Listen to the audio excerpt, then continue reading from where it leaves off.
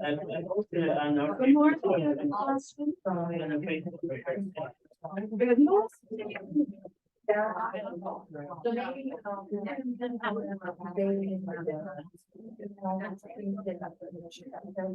Okay, so we're starting with announcements. We don't even have to listen to it yet. All right, this one is really important if you use bathrooms, which I think all of us do.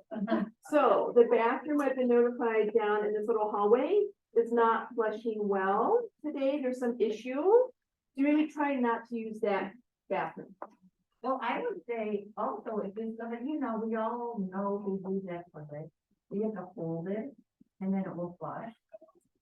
But now the holding it is not working. So I wonder if somebody knows anything about the batteries, like, we're not gonna all take the cover off and do that. But maybe it needs a gasket or something. Yeah. If you're skilled, so maybe Rico, we can volunteer you to look at it. I'll take a look at it. Yep. Excellent. But then just walk down this way. Look at that, there's somebody. That is the point. Thank You don't you. want that. Well, I mean, having limited use of bathrooms is a little bit related to our conversation this morning, as we're gonna be imagining, and hearing from our neighbors over at the encampment. We have Christin here, who's gonna volunteer, and can help answer all of our questions. But I wanted to start with just a little bit of grounding in what are we thinking about when we think about encampments? We all have different experiences. How many of you drove by or walked by or bike by the encampment on 24th this morning? Okay. How many of you have encampments in your own neighborhood? Well, right. And so I want to start this morning with just getting us into our imagination and bringing up all of our thoughts and our feelings about encampments without any judgment. So because we all have different experiences, we're all going to have different sets of questions. We're all going to wonder about different things. We're going to have different sets of judgments and opinions too, and that's okay. We want to have a conversation this morning about all of those things and help each other understand from all of our different experiences and perspectives what that is. So if you want to close your eyes this morning, I would invite you to do that. If you feel better, just kind of like picking a place to focus on, do that. And so as we think about encampments and our neighbors who are living there, sometimes long-term, sometimes short-term, for all kinds of reasons, what kinds of images come to mind for you? And you can just hold on to them in your brain for now.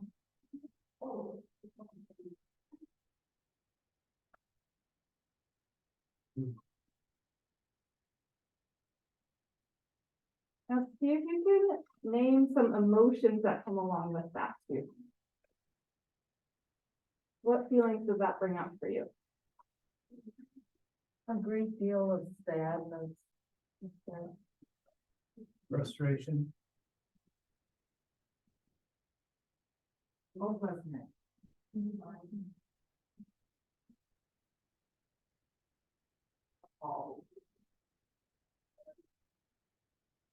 Rage. Sadness, frustration, hopelessness, appalled, rage. And so as you hold on to those emotions too, is there anything you're noticing in your physical body that comes with that? Maybe there's tightness. Maybe you have some sort of energy somewhere. Maybe there's temperature shifts as you think about that.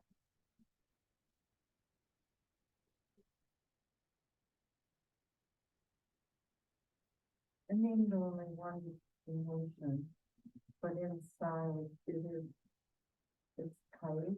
And then that's kind of what happens when I'm feeling angry about something. Yeah, some tightness. Does anybody else resonate with their body feeling tight when they think about the complexity of it? Defensiveness. Defensiveness, yeah. Rico, does that sometimes feel like just a wall? Yeah, it's more defense. I'm defensive for the community living outside. I'm defensive for my family, my children's family. I'm defensive for this property. So it's like there's triggers everywhere I go. Yeah, lots of layers of defensiveness for the things and the people that you love. Stirred up, and Evie's moving her arms around too, like they're stirring things up. So now I want you to think about what questions does this bring up for you? And hold on to those questions, don't name them yet, but I'm gonna give you a moment to think about it. And these are questions that you can ask without judgment, with folks that can help you answer those. Or not help you answer, but have a conversation anyways. I feel like I know the answer to this, but like, why in the hell does it just continue on? There are remedies. Thanks, Jamie. That's a big one. And we might have time for that big one. We might have time for some of the smaller questions. So I want you to hang on to those. And if we don't get to them today, we can continue to wrestle with those questions together in another time. I want to invite up our guest speaker, Christin, who's been a volunteer with the camp down on 24th Street. And remind me the name of the camp. Nenakazi.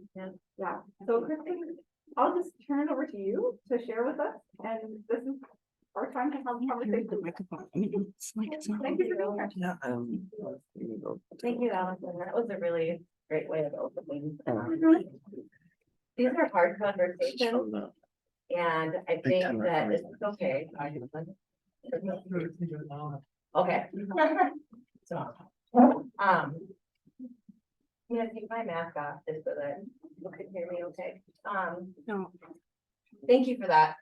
This is a really hard conversation. There's so many intersecting things that are really activating, I think, of people's pain, trauma, that sort of thing come up when we're talking about homelessness and encampments that are developing around our community.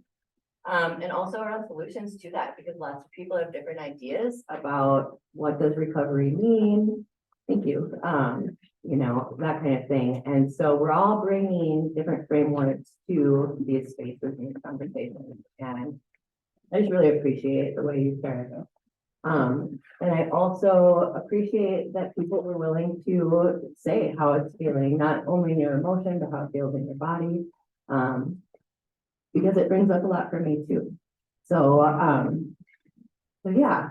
I live in South Minneapolis. My name's Christin, and I have been directly doing work at encampments for the past 2 years.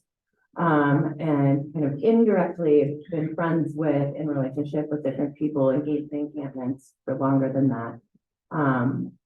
My son's best friend was one of the first people to die at Wall of Forgotten Natives, the first wall.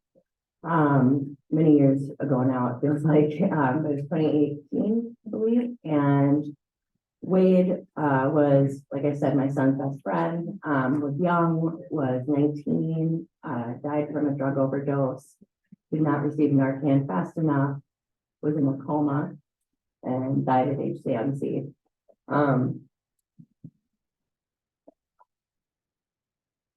So that's what brings me here in the first place. The other thing that has brought me to this work is that we know a lot of our unhelped neighbors, especially Two-Spirit, trans, and women, are survivors of sexual violence. A lot of them are, dealing with trafficking and also sexual violence, maybe from the home of origin or experiences that they've had. And I have learned over time that the best way for me to increase community well-being is to center the most vulnerable people. Oftentimes, our most vulnerable neighbors are the people kind of on the edges, right?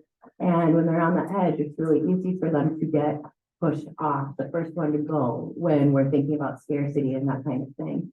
And when I think about who's most vulnerable and I put them in the center of whatever I'm doing, I think we all do better. And so those are the things that brought me to these spaces. And I live in Crabtree now, but lived in Powderhorn before, have been close to encampments, physically in proximity just from where I live. And then, like I said, I've known people in those spaces as well. Nenakazi started well, this is the second iteration of Benacati. Benacati, the first one, was ran by a lot of people involved in the American Indian movement, residents of Little Earth and so forth. And that one was located on 25th and Bloomington, where the old Super America used to be. This one started because my friend Nicole and I had been doing a lot of work after encampment evictions, especially. Both of us were out in the community trying to help resource people, help people get access to different forms of care. If people were ready or interested and had a desire in getting sober, helping them navigate into treatment, things like that. And Nicole's a resident of Little Earth and knows a lot of our unhoused community. And she called me in August. Well, back up. Nicole and I had been talking for months. We'd been working together because when an eviction of an encampment would happen, what that experience is like for people can be different depending on how long they've been unhoused, depending on what different factors they're bringing. But we would find that a lot of times women in particular would go missing after an eviction. And just imagine, what it's like if you're somebody who is unhoused, who is living in a tent, and your government shows up and is bulldozing that tent and throwing the very only belongings you have away, your ID, your medication, maybe the last photo you have of your mom, things like that. And the feeling of hopelessness that one might experience in that moment. And if you're already very vulnerable and you're feeling hopeless, it makes us a lot more apt to have other harms happen to us in that moment. I know for me, I'd be thinking, okay, what am I going to do just to get a little bit more safe? What can I do to get the next meal? What can I do? And if you're somebody who's struggling with substance use, I have to imagine that if I was in that position, I'd want to get high too, because I would feel that is a way of coping with pain. It's maybe not the way that we would hope for people, but it is a way of coping with pain. And we find, especially when people are survivors of trauma, that there's limited resources. There are healing resources out in our world, but they can be really hard to access. It's really expensive to be a survivor. We're talking hundreds of thousands of dollars to access resources that are healing services. So survivors are resilient and find other ways to survive. Sometimes that doesn't look like things that we consider socially acceptable. Sometimes that looks like participation in the street economy, especially if you're somebody who hasn't had access to higher education, hasn't had access to different services that would help us be able to participate in what most of us would consider more socially acceptable ways of surviving, right? So we find that these evictions would happen and people would go missing and we'd be on the phone and looking for people. Sometimes we would find, we had one woman that we knew had been assaulted, that we knew needed support. An eviction happened. She went missing. We found her all the way up in Brainerd in a jail. At which point we didn't know how she'd gotten there. But she had gotten in some car, ended up in Brainerd, ended up in jail, got out, called us, and we're scrambling trying to find somebody who can go and meet her at this jail to help her get away from there and back to Nicole or back to Minneapolis where we can help her. And in the time she was let out of jail, as we're looking for resources, a guy picked her up. So that we're getting weird phone calls from some man we don't know. It was scary. And I'm calling day one. I'm calling this day one as a phone line you can call for rides to shelter and that kind of thing if you're a survivor of assault or that sort of thing. And we're making all these calls to every org we can think of. Nobody's able to get her. So it ends up being me raising some money on Twitter to send some gas funds to somebody who lives on a reservation to go pick her up and then get her eventually back to the city. But it's ridiculous. It's hours of time that we're running around in every available service. For whatever reason, there's a barrier that can't meet the need. And it ends up being oftentimes our least resourced neighbors that are housed doing the work to interrupt some of these harms. We were both getting really tired of that. We were both thinking, what can we do? What can we change so that we aren't seeing the way that our government is responding perpetuate the crisis of missing and murdered Indigenous relatives, and not only Indigenous relatives, but there's missing and murdered, there's a state work being done right now around missing and murdered Black women and girls as well. But this affects people of all races and backgrounds. Unfortunately, there is an overrepresentation of Indigenous and Black people in our camps, of immigrant populations in our camps. And there are reasons for that, right? Because of the intersections of different experiences we all bring. So Nicole on the 17th called me. There was an eviction that day. She had an elder with her that she was trying to get into housing. She's ringing the doorbell of a service place that's not answering the door. She's calling places. And she's like, I've had it. I've had it. We have to stop this. We have to stop this right now. I'm putting my foot down. Are you in? I was like, okay. And here we are. And that was August 17th. And now here we are at late October. And, in that time, we initially really were thinking about some of our more vulnerable community, like I was saying, women and trans people. But there were so many people that had been in the camp that was evicted that we were like, well, we're just going to do what we're going to do. And so people came back to the Wall of Forgotten Natives, where the initial really large encampment had been over 5 years ago. And many of the residents of that encampment are residents who were there 5 years ago. So the same people a lot of the time. And Nicole is somebody so where I come to this because of my son and his friends, Nicole comes to this as a person with lived experience who was intense at one point. And she had told the people years ago when she went and got sober, she was like, when I get stronger, I'm coming back for you and I'm not leaving you behind. So that's what we're doing. And we decided that what we wanted to create was the possibility, a little bit of stability for people and a possibility for something new to happen rather than this continued pattern of people being under-resourced, creating an encampment, it being bulldozed, and then they just move somewhere else.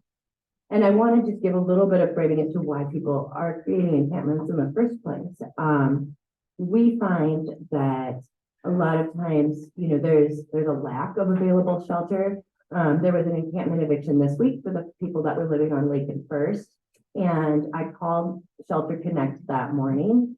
And there were 17 beds available at one space, and there were 3 available at another. And there's well over probably 150 to 200 people that were unhoused living in that general Lake and First area. So that's not enough beds. And the beds that are there are often temporary single night beds. That means you go at a certain time, you have to leave at a certain time the next morning. You can't keep your things with you. If you don't have a phone, you might lose your connection to whoever you've been staying with on the street. And having other people with you is a part of creating safety. The reason people come together in encampments is because a lot of people are vulnerable. There's a lot of predatory people in this world that are looking at these encampments, whether it's somebody who's like a big time drug dealer or it's somebody doing human trafficking or whatever it is. Encampments provide a level of safety that you don't have when you're alone. So we see that people come together that way, and that oftentimes people will reject a single night shelter bed because it actually makes them less safe in the long run. If you lose your tent, if you lose your people, you lose maybe you have a pet, maybe you have, whatever it is, that makes it a lot harder to want to take that single night shelter bed. So a lot of our people come together in these camps where at least then there's some protection of having other folks to help watch out for you. We've also found that, a lot of people that are staying at Manakasi are people that are already on like the Hennepin County Streets to Housing, caseworkers, people, they're on their list. But you never know when your housing is going to come up. It may be that you're waiting for 2 months. It may be that you're waiting longer. It could be faster. It's hard to tell what the pattern always is there or why things are the way they are, but we know that lots of our people are on wait lists for other resources. And while they're waiting, if an encampment is evicted, caseworkers lose their clients. So then we've got, let's say that the city of Minneapolis does the eviction. So city of Minneapolis has been undercutting the work of Pennington County to get these people with their services. And every time an eviction happens, we see a spike in disease, we see a spike in deaths from overdose, and people go missing, and sometimes people die. So it does not make a lot of sense, the way that things are functioning right now. It's like each different function of government is kind of undercutting the other. And there's also kind of a game of hot potato that happens. It's not this group's fault because this group over here is in charge of these dollars, and this group over here is in charge of this response. So it's very challenging to try to find a constructive way to navigate through all of these systems, whether you're an individual who's trying to get help or whether it's our community. Another thing that I think is important for us to know is, our unhoused neighbors, it's easy to say this, but it matters in here that we remember and believe and know this. These are human beings. These are our neighbors. These are residents of our city, residents of our wards, and they matter. Their lives matter. You don't end up in an encampment in a vacuum. There's been multiple failures of our community to show up for each other to get someone to that point, So it's really important that we look at this not as somebody else's problem, that is our community, these are our neighbors, and our well-being is bound together. I heard people talking about like some of the challenges with protecting our spaces, whether it's, our buildings or our homes, whatever. I hear that and share those concerns. And one of the ways that we can interrupt some of the challenges that we have is by actually meeting human needs rather than shuffling folks around. One of the issues, my best friend had an encampment literally right outside her house in the Whittier neighborhood not long ago.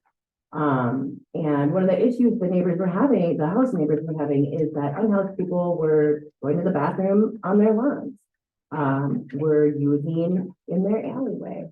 Those kind of things, it is not safe, it's not good in terms of public health to have humans on your yard, right? It's not. And I don't think anybody wants that. This is somebody's got at the beginning, everybody has to go to the bathroom. We are struggling with bathrooms at Minnetonka, and we are working really hard to be good neighbors. And I know that that's not always easy, but I genuinely care about us being good neighbors to the community around us.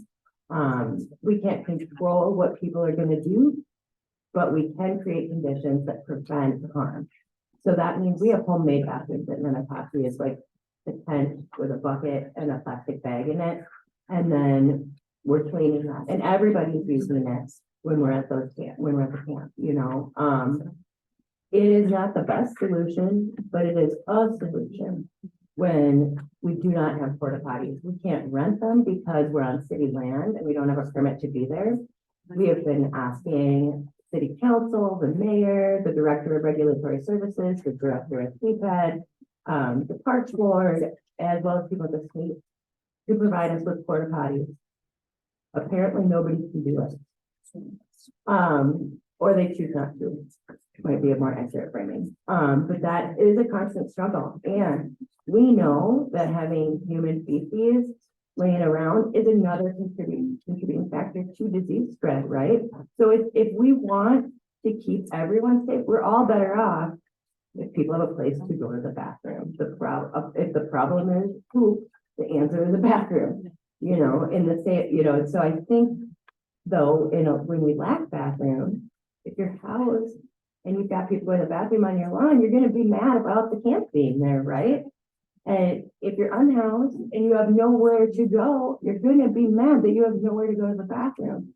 So then we're fighting each other rather than recognizing that our well-being is bound together. And that if we meet basic needs, we interrupt some of those issues, right? So those are things we face at Minnetonka: bathrooms, washing stations, access to showers. There are organizations that have showers open during the week and people will walk down there. And we're doing interventions to do the best we can to address some of those concerns in the meantime. thing that is also happening at Nanakasi, and the reason why what we're doing can be constructive is now caseworkers can find their people. So we've got streets to housing coming in. We've got folks coming in to help people get a government ID if they don't have one. You need an ID to be able to get all kinds of things in this world, right? If your ID gets thrown away and you don't have any money, and you live in the street, it's very hard to replace it. So helping people get those kind of needs met is a big piece of what we're doing. Providing people access. We've had, I think, 16 people choose to go to treatment since we've been there. We've had over 22 people be housed since we've been there. We've had 0 deaths from overdose at our camps, which is unheard of. And we have people from outside that are a lot of our most recent reversals for overdoses aren't actually residents of Nanakasi, but it's other people in the community. Other people in the community in need show up for meals. And of course, we're not going to turn them away, right? So we've got folks coming in who have needs, who maybe aren't staying at Nanakasi for a variety of reasons. But we're still making sure that we're trying to transform some of those conditions that people are facing so that they can build up hope. A lot of our residents, before we started really organizing and trying to provide some stability, people were unable to sleep at night, sleeping with one eye open, just never felt safe. And we have to, I know it sounds basic, but people are sleeping. That's such a big deal to be able to sleep at night. It's such a big deal to know that there's going to be more food there tomorrow. So you don't have to steal the peanut butter out of the food tent because we're going to make sure there's peanut butter tomorrow. You know, it's a big deal for people to build that trust and know that we're like when Nicole said we're not going anywhere, she meant it. We're not going anywhere. We're not going to leave these people behind. And that means a lot. It makes a big difference when you have a foundation with just a little bit of safety. That gives us room to move from being in a place of desperation or survival mode into a place of otherwise possibility, starting to see that maybe there are some choices out there. Maybe there are some options beyond the space where we've been existing. And we're seeing people make those decisions. Residents at Nanakasi help us with everything. This is not, you know, a bunch of like house people doing stuff for others. We are doing this together. So when we first came to the space on 24th, we sat down and talked about what are things that we need to do, what are like agreements in our community that we need to have so that we can feel safe here. And that means no violence, it means no weapons, and it means that we are centering our elders, our people with disabilities, our trans and our women residents first, because when their safety is at the center, then we're all better off. We're working hard to prevent there from being a reason to evict. So preventing violence, interrupting, de-escalating violence really matters. Providing warmth and regular food helps prevent violence because then people aren't in that space of desperation. So we've had residents help us develop those ideas. And if there's something going on, if somebody is afraid, if there's a threat, people come flying out of their tents, ready to keep each other safe. And that's a big deal. We've got residents helping with cooking, helping with kitchen, doing all those things. So they're really like, this is their camp and this is their community. And we really think of it more like a community than an encampment at this point. Like we are working so hard to make sure that people have a voice in what happens next and to make sure that, you know, there isn't a gap like where food doesn't show up or something. Because like if a meal gets missed, if a nonprofit is bringing meals every Friday and they just don't show up, that's a big deal to our residents, you know, you can't have that happen. And so those kind of things, and then providing medical needs, trainings on, we've had somebody coming and doing workshops on how to fix your bike. We've had people coming to do de-escalation training with everyone. We have people registering to vote.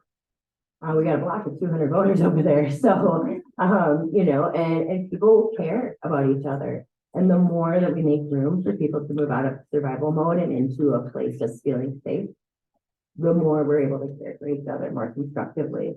When we have issues, we're in the middle of a residential neighborhood. We were at the old wall at first, which doesn't have like houses and community centers like right there. Now we're in a residential area, right? So that could be hard, I think, for neighbors, right? It's difficult to have people coming and going. So we have created an agreement. We don't have outside visitors coming to the, like volunteers, people in the community who bring food, that kind of thing. That's great. But in terms of just coming to kick it in the tent, we're not doing that because it opens us up to more risk of eviction. So we are asking like if somebody's coming to meet up with their friend who lives in the back, like the person comes out to meet their friend. We're not having random people in and out all the time. If we see people gathering on a corner, we're trying to encourage folks to keep it moving. We don't want to be a harm to our neighbors. The struggle, of course, being we're not the only encampment in the area.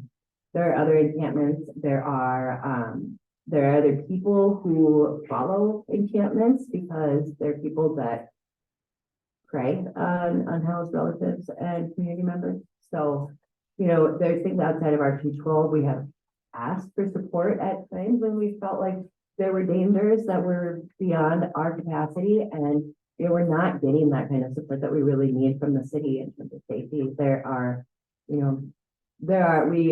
know who the cars are, we see and we're watching, and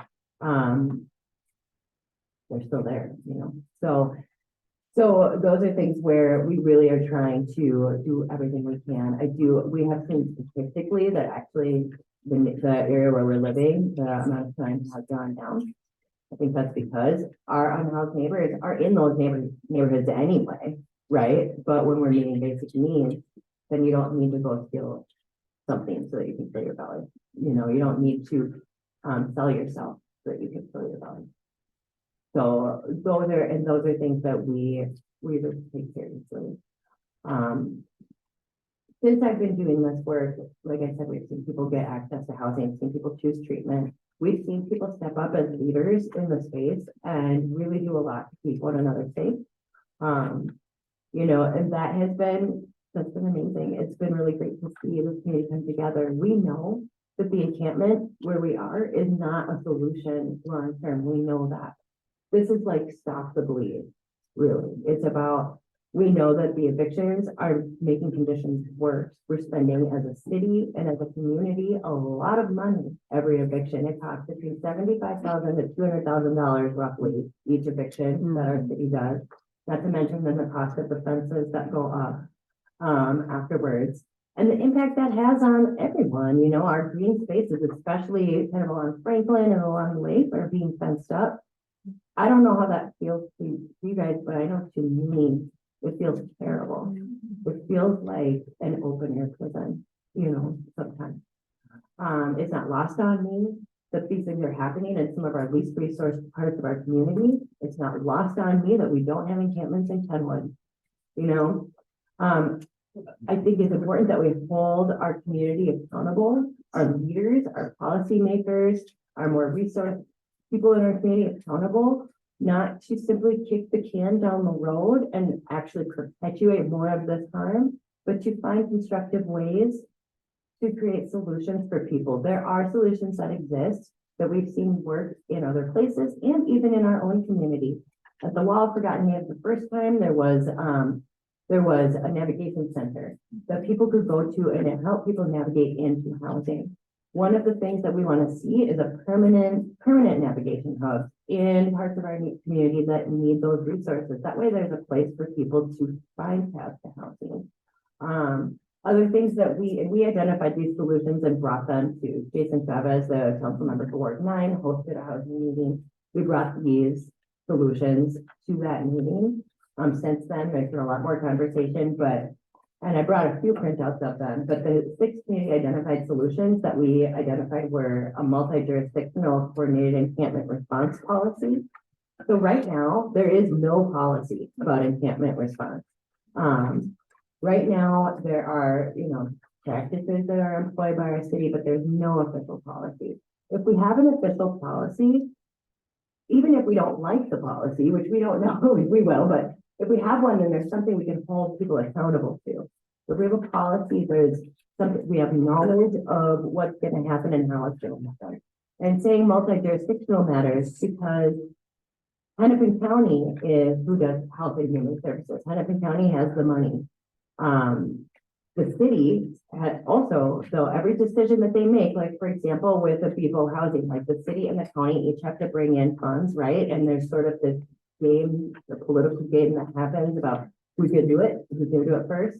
And then once those funds are committed, we can go to the legislature to get the rest of the funding for something like a VIVO, right? But while they're playing political games, there is a human cost to those games. There is a name and a face behind those games. So it's important to remember that this multi-jurisdictional approach that we're asking for is not just about holding them accountable, but it's also for the way in which it's happened, but also because we're seeing different parts of our government cost the other part of it. They're not being very good stewards of our resources. They're undercutting each other's work. And that is unacceptable.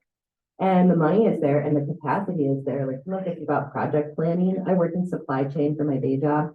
And so I live in spreadsheets. I think about logistics all the time. And I'm seeing a really poor response coming from our government, you know, when it comes to this, and poor planning, lack of coordination. And, you know, it's just, it's crazy making to be on the phone with these folks and having them each point at each other and nobody own it.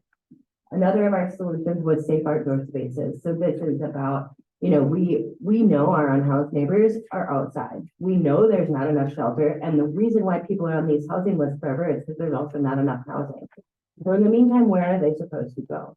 If we have a designated space for people to be, that it's safe, that we have community care and resources like what we're doing for free and for fun at Anacostia, if that was something official, then people would have a place to be and we could prevent some of the harms that we see happening to our neighbors. Overdose prevention sites that kind of goes along with it. We are seeing, so people oftentimes think of unhoused neighbors as we align that with the opioid crisis. And yes, that's part of this, but I also want to name that most deaths from opioid overdoses happen in homes with housed people. This problem is not unique to unhoused neighbors. So the opioid epidemic intersects, but they are not the same thing. So knowing that, you know, people are trained on how to use Narcan, that can save lives. Knowing that we have resources in our community to help people struggling with substance use disorders absolutely matters.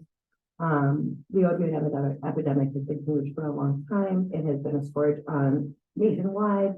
And, you know, it's important for us to remember that forcing, like civilly committing somebody or forcing somebody to be institutionalized when they're struggling with substance use disorder often doesn't work. People have to want to get sober. However, we can do things to prevent death. Different people have different ideas of recovery. Some folks want to do a 12-step program. Beautiful, awesome. Some people aren't there yet. And in the meantime, does that mean we throw people away? I don't think so. So recognizing that these solutions don't have to be in competition with each other. Direct housing treatment and recovery investments for our residents. Like I said, the wait list is long for all these things. It's very hard to get people into housing. It's very hard to get people into treatment or into shelter. We have people come back to Nanakasi who got into shelter because they were assaulted in shelter. That's the other thing. We have to remember that shelters are not necessarily safe places either, especially for trans people. There are certain shelters that will not allow people to be in the part where they identify as their gender. So if you are a femme trans person and you go to a shelter, they may make you stay with the men. And that's not always safe for everybody. It's not safe. It's, you know, and so we've got people coming back because of those things. Again, I already mentioned navigation hubs, and then finally pathways to economic mobility. And that, you know, that one of the reasons why people are unhoused is because we can't afford rent, because people can't afford basic day-to-day needs. You know, minimum wage and how much rent is right now in our community is a big deal. And then we have neighborhoods that are absolutely have been divested from, that are worthy of investment, people that are worthy of having the access to the same parks, community, education, all that kind of thing as anyone else. And we see the disparities in our community in that regard. So those are the solutions we come up with. And they're general sounding, but I wanted to name them just because there are ways for us to start rethinking about how we address these issues beyond eviction. Yeah, something I was gonna ask, so this is a congregation of, thinking and action. Yes. And so thank you for those actions. I wonder if there's like something that you would encourage us all to do communally and individually, and then if you're open to questions. Yes, about- absolutely, yeah. So there's a bunch of ways that you can be engaged with Anacostia. Some people feel comfortable being there and other people don't, and that is okay.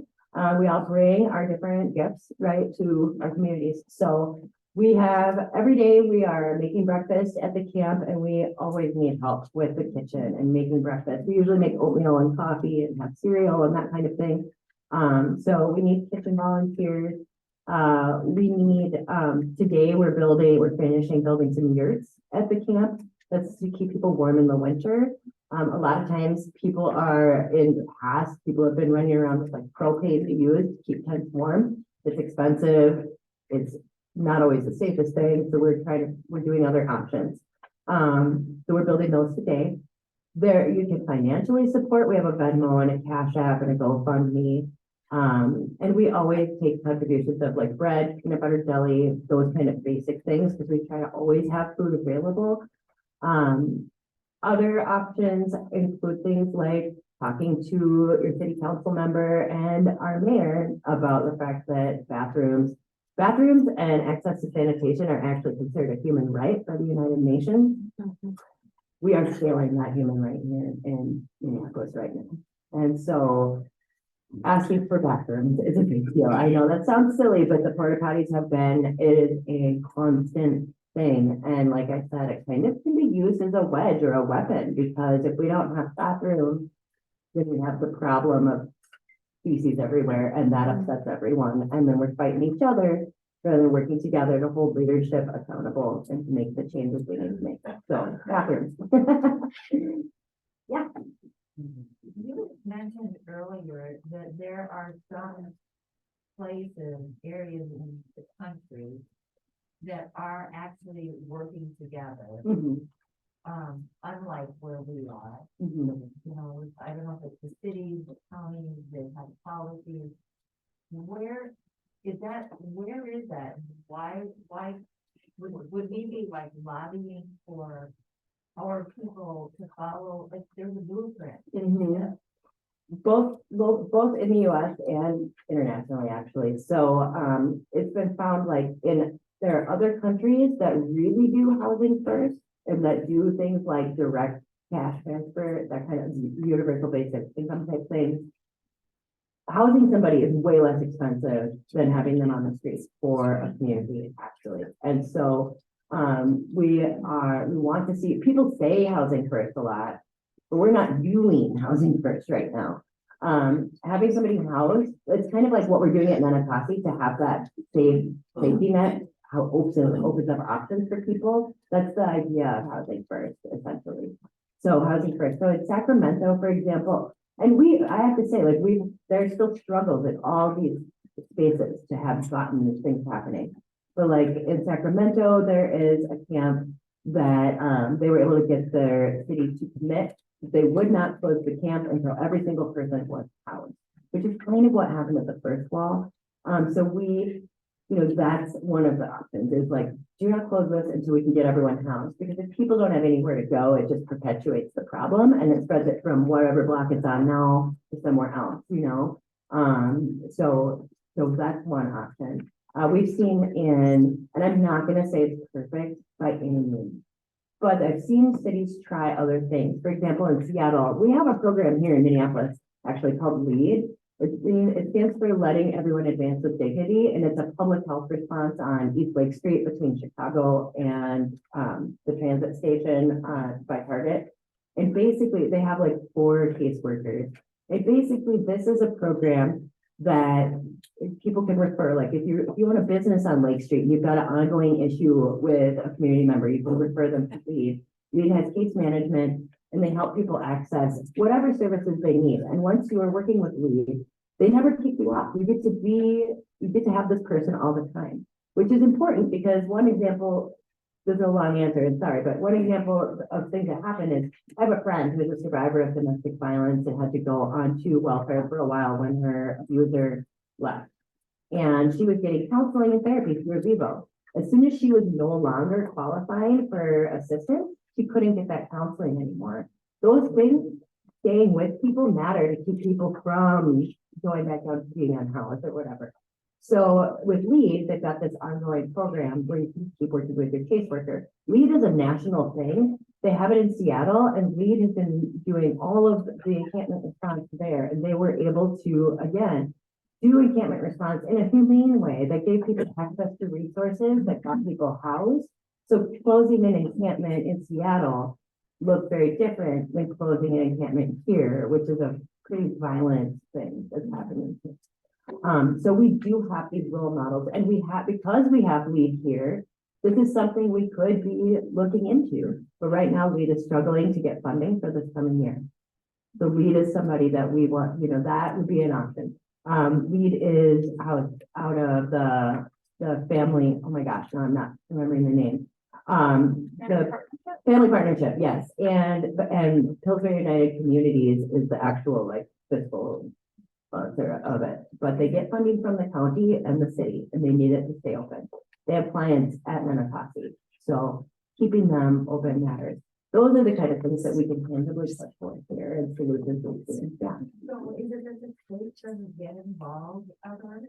Why wouldn't there be statewide funding too? That's a good question. I think that, there's been, we have this huge surplus, right? And we talk about things like affordable housing. There are barriers to getting to those things. So the issue is maybe not that they don't have the resources to invest, it's where we're investing. A lot of times we frame people in encampments as service resistant, which puts the onus on the individual in need rather than on the system, which has failed them. And so we need to address, in that case, if somebody's not accepting services, there's always a reason. It's just like if you're a teacher and you teach a child who has behavior struggles in the classroom, there's always a reason they're doing the thing and a need they need met. That's human beings in general. That's not just kids. So why are people not choosing these services? Probably because they were assaulted in the shelter or because, whatever various things. So we need to think about that. The Hennepin County receives about 150 to 250 million dollars a year, every year, for the Office to End Homelessness in the Department of Health and Human Services. And I sit on the Hennepin County Lived Experience Advisory Board, and I preview the RFP, request for proposals, on hundreds of millions of dollars for home housing services, family housing, outreach services, and it's true. It's just really a lot of people talking about the same thing, and it's a lot of people. There are no easy answers. Yeah, that's right. There are no easy answers. There's never going to be an easy answer. There's never going to be a 1 or 2 step method, and that's it. City of Minneapolis does have a document. It's the City of Minneapolis Operational Guide to Encampment Enclosures. And I've shared it with many people, but I keep, it's a cat and mouse game almost with money in the county, and the city is working against the county in many times.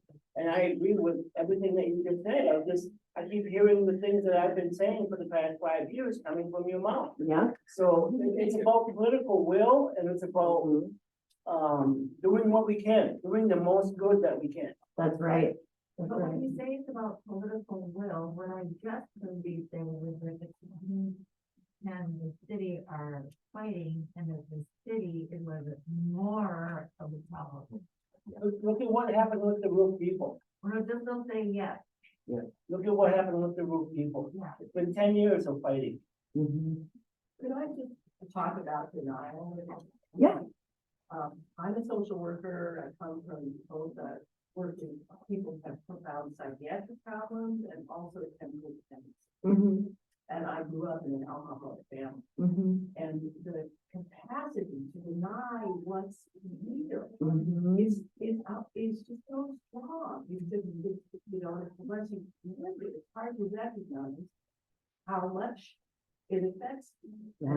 I have to tell you, the whole discussion, Yeah. folks have. Not everyone at Nana Right, Coffee okay, is I can say different, first, so. people are in this for different reasons. Mhm. I've been a couple of but the folks that I mostly interact with Mhm. are struggling with substance use and many also schizophrenia. Mhm. And then we have these, and we said it, runs down the cause, I believe. Yeah, So, you know, and people who are compliant are in no condition to make good decisions on themselves. that's true. And the continuing abuse is like, why did you let it in life? Mm-hmm. So Agreed. anything that enables continuing use is helping along that process of suicide. I hear you. I hear you. So I want you to know that I hear that. So I grew up in AA basically, and also grew up in an alcoholic family, lost people, like I said, to overdose in these spaces. I agree. The thing is, not everyone is choosing to get sober at this time. Not everyone. They do. I've got somebody at the camp. Family members who try to Yep. get them. I know, I agree, we share this. I don't think that necessarily the way we look at this, but these things all have to be in conflict with one another, and the reason I say that is because we have people who have left treatment, absolutely, who come back out onto the street. There's no doubt, and there's no doubt that the drugs that are out in the streets right now are dangerous and are contributing to these issues. I'm not denying that at all. We want people to consider different ways of living that will help them. And I don't get to dictate for another person what that is all the time. So understanding that what we're doing is not so much about, I'm gonna force this person into housing or this person into treatment. What I am gonna do is not be a part of contributing to conditions that create more violence in our community. So what does that look like? That can look different for different people, and like I said, not everybody at our camp is using. There are people who are, that's absolutely true. And we every day we have recovery meetings at our camp. We have variety meetings, we have different options for people. The goal here absolutely is to increase people's access to these programs and have programs that actually meet their needs. A lot of our treatment programs in our community, it depends on where you go, but there's places that are different for different folks because of the background that they bring. We also have some people in our camp who absolutely substance use is part of what's going on for them. And also the substance use came up because of other trauma that happened first that also needs to be addressed, and meeting people where they're at and being able to hold space for that trauma and help them connect with the services so that they can access different forms of care matters. So I don't disagree with you at all about the concerns here. I do not disagree. And also I know that I can't force somebody to choose treatment, but what I can do is make sure that I'm interrupting the harm of perpetuating and make it even worse, and I can link them up with services that help them make that, right? The people are very, yeah. Well, and that's part of why we want to help people get out of that and into housing. Right now, the reaction of a punishing reaction to encampments that we've been having continues to perpetuate that. So the point here is not to say, yay, we want encampments. We don't even. We want these services to be brought to the people, if that makes sense. And we want people to be able to have access to those services, because right now there's a lot of barriers. So we're trying to take away the barriers to services. That's really what it's about. It's not about wanting encampments, because I agree with you. I don't want that to be the norm either. It ought not be. Yeah. I'm conscious that it's 10 o'clock, and so thank you so much for sharing, and for being willing to engage in this conversation. I understand too. We will continue to talk, continue to learn from each other, and we heard a couple of action steps too that we can work on with Christin, as a community. So let's have some coffee and continue the conversation. Thank you.